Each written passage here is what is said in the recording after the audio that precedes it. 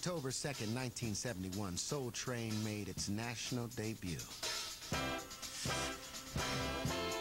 Gone was the claustrophobic feel of the old local show. The Chicago set felt a little gloomy to me. Los Angeles was big. Los Angeles was bright.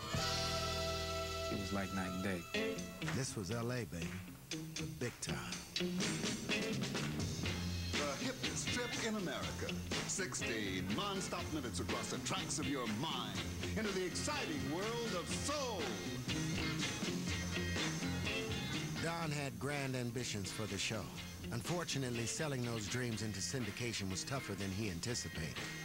While the show initially premiered in just 7 cities, Don still stepped confidently into the national limelight for the very first time. And now, here's your host, Don Cornelius. Hi there and welcome aboard. You're right on time for a beautiful trip on the Soul Train. And now let's all get some hands together for 4 beautiful people who represent a mighty mountain of soul. The very gifted and talented Gladys Knight and the dancing, swinging, singing Hips.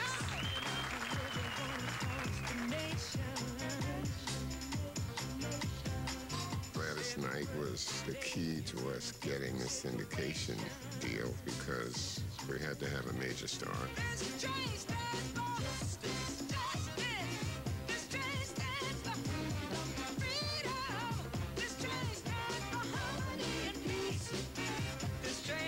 While landing Gladys Knight was a coup, Don still struggled to book big-name talent on the show. We didn't have the leverage to make anybody who was large do a new television show. As a result, Don turned to the people who helped him to get where he was, old friends from his days in Chicago. He'd find out what hotel we were at, and he'd literally come by early in the morning, knocking on the door, come out, I need you to come and do my show. What they do, they smile in your face. All the time they want to take your place, the backstabbers. Don's hustling led to a string of appearances by mainstays of the old Chicago version of the show, like the Staple Singers, B.B. King, and Don's loyal friend, Curtis Mayfield. Get down, baby, to the funky, funky, funky groove. Get down. Curtis Mayfield was there every single time we ever asked him. We're all children of the world, of all that. Get down. Booking talent wasn't Don's only challenge that first season. Finding superfly dancers in L.A. initially proved difficult, and he never would have found them without the help of an unlikely talent booker, an unassuming civil servant named Pam Brown. I had worked at several recreation centers and knew a lot of young people in the age group that Don was looking for. Anything that has to do with youth in a positive manner, I'm on board. And this lady took me by the hand and said, "No, I'm going to show you some dancers." When I first saw how the kids in L.A. danced, it was a little wild and crazy for me because I was from the cool school in Chicago. He was saying California kids don't know how to dance. He was real cool with it. They held the first auditions at one of the local L.A. rec centers where Pam worked. And overnight, Don had found his dancers. All the killers was there. I mean, the killer dancers. Demita Joe Freeman and Patricia Davis and Don Campbell and Jimmy Scooby-Doo and Rerun.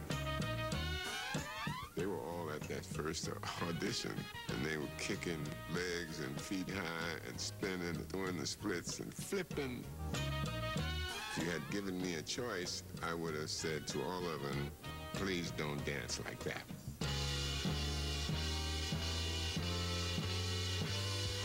But the television audience disagreed.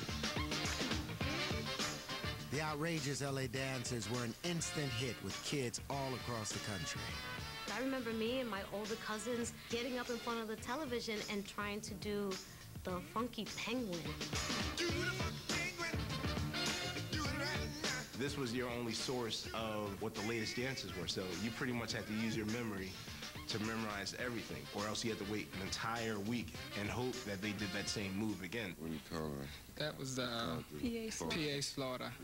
I wanted to make up a dance and let people know that I was from Philadelphia as well. The PA Slaughter, it was like, You know I'm gone.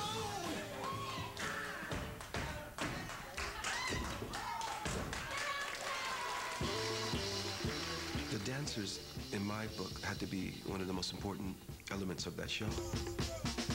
Kids at home weren't just copying the dance moves. They were copying everything about the dancers. That's what I think we really enjoyed about Soul Train, is like being able to pick up on the fashion, you know, how your after school clothes gonna look, you know, you like, this is what I got to have, you know, when school starts. We all looked like Soul Train. We had dashikis and braids and bell-bottoms and afros and medallions and tikis, and we learned it all from watching it on Soul Train. Without the dancers, the show might never have made it past the first season. Those kids, they really made the show because in the beginning we just didn't have the big stars. They just were knocking everybody out across the country.